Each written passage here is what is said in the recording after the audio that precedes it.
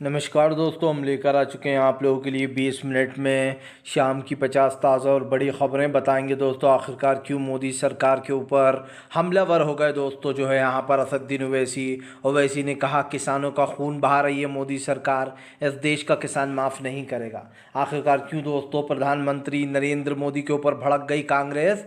दरअसल आपको बताते चलें, ईवीएम के मुद्दे को लेकर दिग्विजय सिंह की हुई गिरफ्तारी, तो भड़के दिग्विजय सिंह ने मोदी सरकार को जमकर घेरा।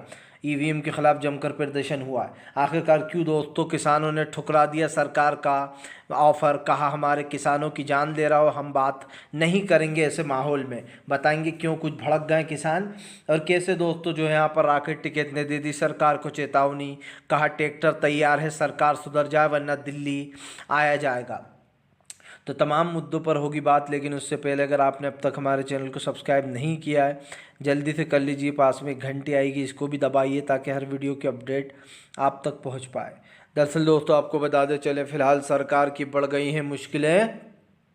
सरकार के ऊपर भड़के किसान नेता राकेट टिकैत ने दे दिया बड़ा बयान। दरअसल आपको बताते चले, राकेट टिकैत ने सरकार को चेतावनी दी है कि सरकार सुधर जाए वरना ट्रैक्टर अब तैयार है दिल्ली आने के लिए। दरअसल आपको बताते चले, लगातार किसानों और सरकार के बीच की बातचीत वार्ता टूटती चली जा रही है। ऐसा दूसरी तरफ सरकार ने साफ कर दिया है कि फिलहाल वो किसी भी तरीके से दोस्तों साथ नहीं देगी। लेकिन आपको बताते चलें, किसान की मौत के बाद जमकर हंगामा मच रहा है और लोग सरकार पर यह आरोप लग रहा है कि सरकार एक के बाद एक किसानों की जान ले रही है।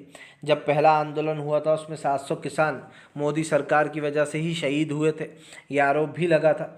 और ऐसे में अब फिर से एक बार एक नौजवान की जान जाने के ऊपर किसान भड़के हुए हैं, जहां पर राकेट टिकैत ने चेतावनी दी है कि फ़िलहाल वो ट्रैक्टर तैयार है, अगर सरकार नहीं सुधरी तब उसको सुधारा जाएगा। आपको बताते चले दोस्तों, दिल्ली में आम आदमी पार्टी कांग्रेस का हुआ गठबंधन, तो किसको लग रही है मिर्ची, अरविंद केजरीवाल को मिल रही हैं धमकियां। दरअसल आपको बताते चले, अरविंद केजरीवाल आम आदमी पार्टी के आतिशी ने बड़ा खुलासा किया, जहां पर उनका कहना है कि इंडिया, आपको बता दें कल इंडिया गठबंधन यानी कि कांग्रेस और आम आदमी पार्टी में सीट शेयरिंग पर बात बन गई। जहां पर आपको बताते चले, जिसके बाद आम आदमी पार्टी और ख़ास कर कांग्रेस की ये मीटिंग तय होने के बाद अब आम आदमी पार्टी को बार बार धमकी मिल रही है कि अगर आम आदमी पार्टी ने कांग्रेस के साथ मिलकर चुनाव लड़ा तो उसको, अरविंद केजरीवाल को 2 से 3 दिन में हम गिरफ्तार कर लेंगे। आपको बताते चलें, आम आदमी पार्टी ने कहा कि भले ही हमें गिरफ्तार कर लो या कुछ भी कर लो, ये गठबंधन टूटने वाला नहीं है, हम गठबंधन में ही चुनाव लड़ेंगे, जो करता है करने बदलो। अब आप समझो दोस्तों किस लोग को चुल हो रही है, कौन लोग हैं वो लोग दोस्तों जो अरविंद केजरीवाल और ख़ास करके कांग्रेस के गठबंधन से इतना ज़्यादा दुखी हैं। आप भी जानते हैं ये लोग कौन हैं, मुझे बताने की ज़रूरत नहीं है, हम सब लोग को पता है दोस्तों कि फ़िलहाल कौन से लोग हैं वो लोग जो लोग यहाँ पर इन्हें रोकने की कोशिश कर रहे हैं। क्योंकि अगर एक तरीके से देखा जाए दोस्तों, तो फ़िलहाल यहाँ पर काफ़ी कुछ सपोर्ट मिल रहा है, कांग्रेस और आम आदमी पार्टी आपस में मजबूत हो रहा है। यही कारण है दोस्तों जो कई लोग हैं जो नहीं चाहते कि फ़िलहाल ये गठबंधन आगे तक चले, इसीलिए इनके गठबंधन को रोकने की कोशिश की जा रही है। लेकिन यहाँ पर साफ होगा कि वो डरेंगे नहीं। आपको बताते चले दोस्तों, फिलहाल किसानों ने ठुकरा दिया सरकार का ऑफर, कहा तुम हमारे नौजवानों की जान ले रहे हो और हम बात करें ऐसे माहौल में नहीं होगी बात।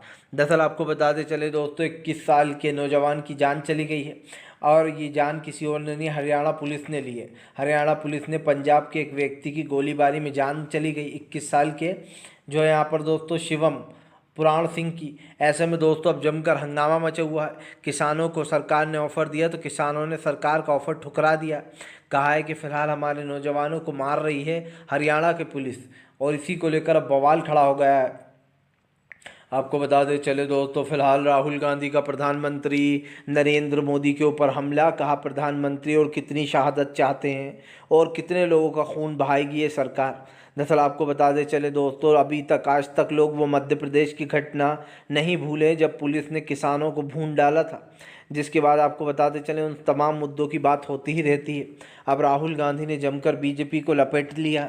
राहुल गांधी का कहना है कि फ़िलहाल हमारे देश में प्रोटेस्ट करने का हक सबको है और ख़ास करके शांतिपूर्ण प्रोटेस्ट दोस्तों।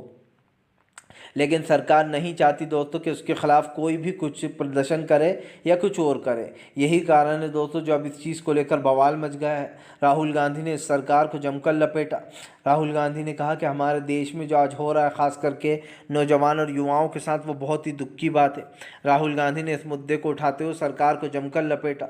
उन्होंने कहा कि फ़िलहाल सबको दिखाई दे रहा है कि देश में क्या हो रहा है, और दोस्तों इस बात से आप समझिए, आप और हम झुठला नहीं सकते कि देश की जो स्थिति बनी हुई है, जो परिस्थितियां हैं, वो हमें यही बताती हैं कि आज हमारे देश का माहौल क्या हो रहा है। आज लोगों को बोलने की आज़ादी नहीं है। राहुल गांधी ने इस मुद्दे पर जमकर सरकार को लपेट लिया और ये भी कहा कि फ़िलहाल इस नीतियों पर सरकार अगर चाहती है कि जनता उसका साथ दे तो उन्हें जनता का साथ देना चाहिए। आपको बताते चले दोस्तों, फिलहाल ईवीएम को लेकर जमकर हुआ बवाल। दिग्विजय सिंह की गिरफ्तारी पर दोस्तों हो गया हंगामा। दरअसल आपको बताते चले, कल जंतर मंतर पर ईवीएम को लेकर भयंकर हंगामा हो गया। आप विपक्षी दलों के साथ दिग्विजय सिंह भी शामिल हुए थे। दरअसल आपको बताते चले, सुप्रीम कोर्ट के वकीलों ने जंतर मंतर पर प्रदर्शन रखा था, जिसका न्योता दिग्विजय सिंह को भी भेजा गया था और दिग्विजय सिंह इसमें शामिल भी हुए। और इसी में दोस्तों कांग्रेस के कई कार्यकर्ता भी ईवीएम के खिलाफ कल ज़ोरदार प्रदर्शन हुआ। यानी कि सुप्रीम कोर्ट के वकील तो थे ही, भानु प्रताप, महमूद कराचा और तमाम वकील, लेकिन उनके साथ साथ अब दिग्विजय सिंह भी थे जो कल विरोध कर रहे थे। और दिग्विजय सिंह के साथ साथ दोस्तों हज़ारों कांग्रेस के कार्यकर्ता, उन सबको पुलिस ने डिटेन कर लिया।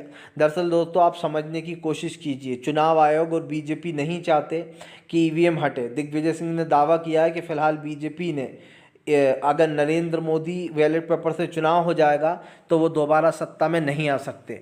आपको बता दें, दिग्विजय सिंह ने दावा किया है कि बीजेपी सिर्फ ईवीएम के बल पर ही अब तक सत्ता में आ रही है। और दोस्तों अगर ये देखा जाए तो एक सही बात भी है। जब दूसरे देशों में दोस्तों बैलेट पेपर से चुनाव होता है, बड़े बड़े देश, अमेरिका तो कितना बड़ा देश है दोस्तों, उसको क्या पैसे की कमी है? वो चाहे तो ईवीएम से ज़रा में चुनाव करा ले, लेकिन नहीं कराता। क्यों नहीं कराता? क्योंकि दोस्तों जाहिर सी बात है, ईवीएम को एक तरीके से विश्वास नहीं किया जाता है, फुल प्रूफ नहीं होती ईवीएम, और ये आप भी समझते हैं। आपको बताते चले दोस्तों, फिलहाल सरकार के ऊपर भड़क गए जो है यहाँ पर दोस्तों प्रियंका गांधी और सुप्रेश नेत ने बीजेपी को जमकर लपेटा। दरअसल आपको बताते चले, प्रियंका गांधी ने कहा कि फ़िलहाल इस सरकार की बर्बरता से कई किसानों की जान पहले भी जा चुकी है और अभी भी वही हो रहा है। प्रियंका गांधी ने सवाल उठाया मोदी सरकार पर कि जब वोट मांगना होते हैं तो आप किसानों के पास जाते हैं, लेकिन जब किसानों का हक देने की बात आती है तो आप पीछे हट जाते हैं। सवाल सिर्फ ये नहीं है दोस्तों कि सरकार किसानों का अपमान कर रही है, सवाल ये है कि आज 21 साल की जिस किसान की जान चली गई है वो अपने आप में दोस्तों एक बहुत ही दर्दनाक कहानी है। और इससे पहले आपको याद होगा, बहुत सारे ऐसे लोग हैं जिनकी गोलीबारी में ही जान गई है पुलिस की। अभी पिछली बार जो बीजेपी के नेता का बेटा था टेनी मिश्रा का, अजय मिश्रा, उसने तो गाड़ी से अपने धारदार कार से किसानों को ही कुचल डाला था, जिसके बाद जमकर बवाल भी मचा था। हालांकि फिर उसको बेल भी दे दी गई बाकायदा, अब आराम से घूमता फिर रहा है वो। लेकिन सवाल वही है दोस्तों कि जो लोग किसानों की जान ले लेते हैं, जो लोग मारे जाते हैं किसान, उनको इंसाफ नहीं मिल पाता। क्योंकि दोस्तों जाहिर सी बात है, पुलिस की गोली में वो मासूम किसान मारा गया दोस्तों, उसकी क्या वो थी गलती? क्या इस देश में प्रोटेस्ट करना गुनाह हो गया है क्या? आपको बताते चले दोस्तों, फिलहाल एक बार फिर से जो है यहाँ पर मच गया बवाल। जी हाँ, लोकसभा चुनाव से पहले ही दोस्तों बीजेपी को लग गया बड़ा झटका। क्योंकि आपको बताते चले, बीजेपी को लग रहा था आम आदमी पार्टी कांग्रेस में बात नहीं बन पाएगी, लेकिन अरविंद केजरीवाल ने दोस्तों तुरुप का इक्का फेंकते हुए कांग्रेस को ऑफर को मान लिया। और दोस्तों यहाँ से ही शुरू होती है बीजेपी की हार की कहानी। दरअसल दोस्तों माना जाता है कि दिल्ली और यूपी, ये दोनों जगहें जो है यहाँ पर वो मानी जाती हैं दोस्तों दिल्ली पर राज करने का रास्ता। ऐसे में दोस्तों आपको बताते चलें, अब बीजेपी के लिए मुसीबत ये है कि वो दिल्ली में और ख़ास कर हर जगह पर ही जो है कमज़ोर होती हुई नज़र आ रही है। लेकिन सवाल सिर्फ लोकसभा चुनाव का नहीं है दोस्तों, बीजेपी को सत्ता जाने का इतना खौफ बैठ चुका है कि वो तमाम विपक्षी दलों को डरा रही है, धमका रही है, अपने साथ ला रही है। और जो लोग नहीं मान रहे दोस्तों, उन लोगों के ऊपर CBI के छापे पड़ रहे हैं। आज ये तमाम चीज़ें जो निकल कर आई हैं, इसमें सरकार की एक मंशा दिखाई दे रही है। वो पता चल रहा है दोस्तों कि सरकार ने क्या किया। इसी को लेकर कहीं ना कहीं हंगामा मचा हुआ, क्योंकि आपको बताते चले फिलहाल सरकार की नीतियों पर पहले भी सवाल उठे और आगे भी उठते रहेंगे। लेकिन हम आपको बताते चले ये मैटर सिर्फ ये नहीं है, इस वक्त सरकार की जो तमाम सवाल है उसको लेकर जमकर हंगामा मच रहा है, और जहाँ पर विपक्ष ने मोर्चा खोल दिया कि फ़िलहाल आखिरकार ये सरकार चाहती क्या है। क्योंकि दोस्तों जो हो रहा है देखिए वो भी भुलाया नहीं जा सकता। देश की परिस्थितियाँ बदल रही हैं, हमारे देश में महंगाई, गरीबी, बेरोज़गारी जैसे मुद्दों ने कहीं ना कहीं एक वो बनाकर रखा हुआ है दोस्तों, और इससे इस सरकार की नाकामियाँ साफ दिखाई देती हैं। आपको बताते चले दोस्तों किसानों से बातचीत नहीं होगी। अब किसानों ने दोस्तों साफ कर दिया है कि फ़िलहाल जब तक सरकार अपने तमाम पुलिसकर्मियों को नहीं रोकेगी, ख़ास कर जो किसानों के ऊपर फायरिंग कर रहे हैं, या फिर दोस्तों जो ये बड़े बड़े हमले हो रहे हैं। दरअसल दोस्तों आप समझिए 21 साल के किसान की जान जाने से बीजेपी बड़ी परेशानी में आ गई है। क्योंकि जाहिर सी बात है दोस्तों, एक तो लोकसभा चुनाव आने वाला है बहुत जल्दी, और दूसरी बात ये दोस्तों कि बीजेपी इस मामले में घिर गई है। क्योंकि अगर देखा जाए दोस्तों तो इस वक्त किसानों का मुद्दा गरमाया हुआ है। सरकार के पास अब कोई रास्ता बचा नहीं है कि वो आखिर करे तो क्या करे। क्योंकि हमने तो पहले भी कहा है भाई, सरकार की जो तानाशाही है वो तो दुनिया देख ही रही है, लेकिन दोस्तों एक चीज़ और भी है कि सरकार जो करती है उसका जो परिणाम होते हैं वो बड़े बड़े ही भयंकर होते हैं। ये हमने पहले आंदोलन में भी देखा था और दूसरे आंदोलन में भी हमें देखने को मिल रहा है। आपको बता दें चले दोस्तों, रमज़ान से पहले ही जो यहाँ पर अल-अक़सा मस्जिद पर कब्ज़ा करने की फिराक में इजराइल रोक लगाएगा नमाज़ पढ़ने पर, इस पर मचा हुआ है बवाल। दरअसल आपको बताते चले बहुत जल्दी मुस्लिम भाइयों के रमज़ान शुरू होने वाले हैं, जिसको लेकर दोस्तों अब रमज़ानों को लेकर ख़ास कर ये चीज़ निकल कर सामने आई है, जहाँ पर बताया जा रहा है कि फ़िलहाल अब अल-अक़सा मस्जिद पर इजराइल कब्ज़ा कर सकता है, कुछ मतलब वहाँ पर रोक लगा सकता है एक तरीके से नमाज़ पढ़ने पर, जिसको लेकर दोस्तों ज़ाहिर सी बात है हंगामा भी हो सकता है। आपको बताते चलें वहाँ पर तमाम मुस्लिम देश इस पर भड़क सकते हैं, क्योंकि बताया जा रहा है इजराइल के मन में काफ़ी कुछ चल रहा है अल-अक़सा मस्जिद को लेकर। लेकिन आपको बताते चलें फ़िलहाल रमज़ान का महीना आने वाला है, जिसको लेकर अब उस तमाम मुस्लिम भाई जो है इबादत करते हैं, और इस चीज़ को लेकर कहीं ना कहीं सरकार की जो नीतियाँ हैं वहाँ की सरकार की वो भी दिखाई दे रही हैं। इस पर बवाल भी मच सकता है अगर कुछ ऐसा हुआ तो। आपको बताते चले दोस्तों फ़िलहाल अरविंद केजरीवाल का बड़ा ऐलान। केजरीवाल बोले जुड़ेगा भारत जीतेगा इंडिया। जी हाँ, केजरीवाल ने दे दिया फिर से नारा दोस्तों, जुड़ेगा भारत जीतेगा इंडिया। केजरीवाल बोले तमाम इंडिया एक साथ आ गया है। उन्होंने कहा कि अब इसी बात की उम्मीद है कि जल्द से जल्द जो है यहाँ पर दोस्तों ख़ास करके चुनाव जीतने की जो तैयारियाँ बनाई गई हैं दोस्तों, और ख़ास करके हमने एक चीज़ को नोटिस किया यहाँ पर, जो आम आदमी पार्टी और जो कांग्रेस है दोस्तों, दोनों ही कहीं ना कहीं अपने तरीके से चुनाव लड़ रहे हैं। और ख़ास करके इन लोगों की सिर्फ एक ही मकसद है दोस्तों, किसी भी तरीके से बीजेपी को सत्ता से बाहर करना। क्योंकि दोस्तों इस देश में बीजेपी ने 10 साल के अंदर क्या किया है ये किसी से छुपा नहीं है। और दोस्तों ये बात आपको साफ दिखाई दे रही है कि फ़िलहाल सरकार की जो नीतियाँ हैं, जो सरकार चाहती है दोस्तों, उसमें कहीं ना कहीं वो घिर चुकी है। मैंने पहले भी कहा है फिर कहूँगा दोस्तों, सरकार को हटाने के लिए बहुत ज़रूरी हो गया कि इस सरकार के ख़िलाफ़ मुहिम छेड़ी जाए। क्योंकि दोस्तों इस सरकार ने देश में भाईचारा, प्यार, मोहब्बत तमाम चीज़ों को ख़त्म कर रखा है। और ये आप भी जानते हैं कि फ़िलहाल इस चीज़ में कहीं ना कहीं लोगों को तमाम लॉस हो रहा है। और अब ये देखना होगा कि फ़िलहाल हिंदू मुस्लिम कर बीजेपी ने क्या कर लिया इतने साल में। आपको बताते चले दोस्तों फ़िलहाल तमाम चीज़ों पर बीजेपी घिरी। जी हाँ, अखिलेश यादव ने बीजेपी को घेरा। अखिलेश बोले उत्तर प्रदेश की जनता को सिर्फ बीजेपी ने धोखा दिया है, अब इंडिया गठबंधन जो है यहाँ पर एक नई राह देगा, लोगों में उम्मीद जाग रही है। दरअसल अखिलेश ने दावा किया है कि लोगों में उम्मीद जाग रही है, लोग चाहते हैं कि इंडिया गठबंधन आगे बढ़े। अखिलेश यादव ने दावा किया है कि आने वाले समय में इंडिया गठबंधन जो है यहाँ पर वो बीजेपी को मात देगा। यही नहीं, अखिलेश यादव के दोस्तों इस दावे के बाद बीजेपी में हड़कंप भी मचा हुआ है। खास करके अखिलेश यादव साफ कह रहे हैं कि आने वाले समय में दोस्तों महंगाई, गरीबी, बेरोजगारी जैसे मुद्दों से छुटकारा मिलेगा। और लोगों को दोस्तों कहीं ना कहीं ये समझना होगा कि देश का भाईचारा, प्यार, मोहब्बत ये ऐसा ही बना रहना चाहिए। अखिलेश यादव ने दोस्तों अपने कई दिग्गजों को लोकसभा में उतारा है। खास कर ये तो साफ दिखाई दे रहा है कि अब की बार दोस्तों कई लोगों को निशाने पर भी लिया जाएगा। अखिलेश यादव के इस प्लान से पीडीए और मजबूत होगा। आपको बताते चले दोस्तों फ़िलहाल मायावती का गेम ओवर, इस बार चंद्रशेखर रावण पर इंडिया आजमाएगा दोस्तों दाव। दरअसल आपको बताते चले दोस्तों, दलित वोटर बैंक को लेकर बताया जा रहा है चंद्रशेखर रावण को बनाया जा सकता है मायावती की जगह इंडिया अलायंस का हिस्सा। ऐसे में आपको बताते चले चंद्रशेखर रावण अगर इंडिया अलायंस के हिसाब से लड़ते हैं दोस्तों, तो ये माना जा रहा है कि मायावती के जो वोटर्स हैं वो इधर आ जाएंगे बहुजन समाज पार्टी के। क्योंकि अगर देखा जाए दोस्तों तो फिलहाल मायावती की पार्टी तो लगभग डीएनडी हो चुकी है, उनका कोई स्कोप बचा नहीं है। पहले तो लोग फिर भी उस पार्टी को वोट दे देते थे, लेकिन दोस्तों अब कहीं ना कहीं वो पार्टी पूरी तरीके से ख़त्म हो चुकी है मायावती की। क्योंकि इसका सबसे बड़ा रीज़न यही है कि मायावती खुद इसकी ज़िम्मेदार है। उन्होंने बीजेपी का साथ देना शुरू किया, उसके बाद पूरी तरीके से बहुजन समाज पार्टी का ख़त्म होना तय हो गया था। और यही कारण है जो अब इस चीज़ पर जो है दोस्तों कहीं ना कहीं मायावती की भी प्रतिक्रिया आ रही है।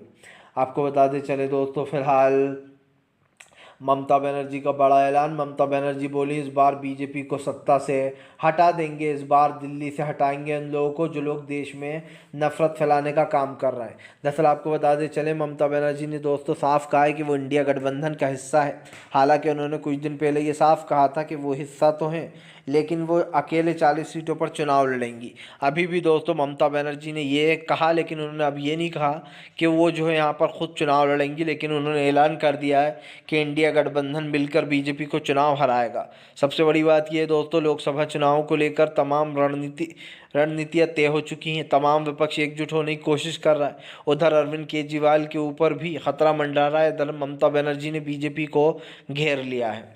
आपको बता दें चले दोस्तों, फिलहाल एक बार फिर से सरकार की हुई किरकिरी। जी हाँ, दरअसल आपको बताते चले दोस्तों, किसान की मौत जाने के ऊपर विदेशों के अखबारों में छपी बड़ी बड़ी हेडलाइंस।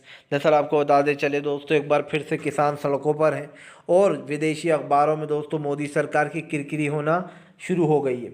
आप सब जानते हैं दोस्तों, जब भी कभी किसान आंदोलन होता है तो विदेशों में इसकी खबर भनक लगी जाती है और जमकर फिर वहाँ के अखबार मोदी सरकार की आलोचना भी करते हैं। ऐसे ही कुछ अखबार है दोस्तों जो मोदी सरकार की आलोचना कर रहा है बाहर देशों में। ऐसे में हम आपको बताते चलें, अब किसान मुद्दा फिर से गरमा रहा है, क्योंकि सोशल मीडिया से लेकर तो तमाम जगहों पर किसानों का एक वो चल रहा है दोस्तों, सपोर्ट कर रहे हैं लोग। लेकिन आप समझिए, किसान आंदोलन दोस्तों एक बड़ा मुद्दा है। किसानों को सपोर्ट करना या फिर किसानों का जो भी बैकफुट पर जाना है लोग, मुझे एक चीज़ समझ में नहीं आती, इस देश का किसान दोस्तों किसान है या फिर खालिस्तानी या वो आतंकवादी है जो उसको रोका जा रहा है, ये समझ में नहीं आता। क्योंकि आज जाहिर सी बात है, आप देश के किसान को डरा रहा हो, धमका रहा हो, उसको रोक रहा हो, लेकिन देश का किसान डरने या धमकने वालों में से नहीं है। तमाम मुद्दों पर बात होगी दोस्तों, तमाम चीज़ें हैं देश के पास बात करने पर, और ये सरकार की जो नीतियां हमें दिखाई दे रही हैं उसमें कहीं ना कहीं वो पूरी तरीके से घिर चुकी है। क्योंकि एक चीज़ तो साफ़ हो गई दोस्तों कि ईवीएम वाले मुद्दे से लेकर तो तमाम मुद्दों पर सरकार पूरी तरीके से बैकफुट पर नज़र आ रही है। फ़िलहाल दोस्तों हम तो यही कहेंगे कि अब सरकार के पास ज़्यादा समय बचा नहीं है। आपको बता दें चले दोस्तों, फिलहाल बीजेपी के ऊपर जमकर भड़कते हुए नजर आए अरविंद केजरीवाल बोले हमें डराने की कोशिश की जा रही है, गिरफ्तार करने की धमकियां भी मिल रही हैं। दरअसल दोस्तों मैं आपको बताता चलूं कि अरविंद केजरीवाल जो हैं उनको अब 7वां समन भेजा गया है ईडी की तरफ से। ईडी ने केजरीवाल के लिए 7वां समन भेजा है कि केजरीवाल ईडी के सामने पेश हों। जबकि दोस्तों आम आदमी पार्टी शुरू से ईडी के इस समन को असंवैधानिक और गैर कानूनी बता रही है, और केजरीवाल साफ साफ कह रहे हैं कि ईडी जो उन्हें ये समन भेज रही है बार बार, ये सिर्फ इसलिए भेज रही है ताकि वो उनको गिरफ्तार कर सके इनलीगली तरीके से। उन्होंने कहा कि फ़िलहाल ये जो ईडी का समन है ये लीगली नहीं है। और दोस्तों आपको बताते चलें, अगर ऐसा होता है केजरीवाल की गिरफ्तारी होती है तो बीजेपी बड़ी चालाकी से लोकसभा चुनाव से पहले उनकी गिरफ्तारी करेगी, ये आप लिख के ले लीजिए। क्योंकि बीजेपी दोस्तों इसी चालबाजी में है कि किसी भी तरीके से केजरीवाल को दिल्ली में चुनाव लड़ने से रोकना है, क्योंकि वो कांग्रेस की सहयोगी बन चुकी है। सब जानते हैं दोस्तों कि दिल्ली में केजरीवाल बहुत मजबूत हैं और केजरीवाल के सामने बीजेपी सीट नहीं जीत पाएगी, इस बात का कोई वो नहीं है दोस्तों, इसमें कोई दो राय नहीं होना चाहिए। लेकिन एक चीज़ साफ़ हो जाती है कि यहाँ पर सरकार की नीतियाँ साफ दिखाई दे रही हैं। चंडीगढ़ में बेईमानी की गई थी, तो लोकसभा में बीजेपी कितनी बेईमानी करेगी इसका अंदाज़ा आप लगा सकते हैं। और वहाँ पर तो मुझे लगता है कि जब इस तरीके की बेईमानियाँ होंगी तो शायद कोर्ट भी कुछ नहीं कर पाएगा दोस्तों, क्योंकि मोदी सरकार फिर अलग तरीके से डील करती है जजों से। इसीलिए मैं कह रहा हूँ दोस्तों कि जल्द से जल्द ज़्यादा से ज़्यादा वोट इंडिया गठबंधन को देना, ताकि दोस्तों देश में एक ऐसी सरकार आ पाए जो देश का भला करे। फिलहाल वीडियो अच्छा लगे तो कृपया इसको लाइक करें, चैनल पे